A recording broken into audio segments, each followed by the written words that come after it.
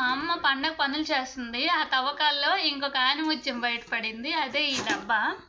ఈ డబ్బా మీకు ఎంతమందికి తెలుసు? అప్పుడు చిన్నప్పుడు మనం బటర్ కుకీస్ తినేవాళ్ళం కదా, ఇవి ఆ డబ్బా అనమాట. ఇది ఓపెన్ చేస్తే ఇందులో ఏమున్నాయి చూపిస్తాను. అద్దాలు ఉంటాయి కదా, చిన్న చిన్నవి, ఇలా ఈ అద్దాలు ఉన్నాయి ఇందులో. నెక్స్ట్ ఇలా ఐటెక్స్ పెట్టుకుంటాం కదా తిలకం, అవి 2 ఉన్నాయి, 2 కలర్స్.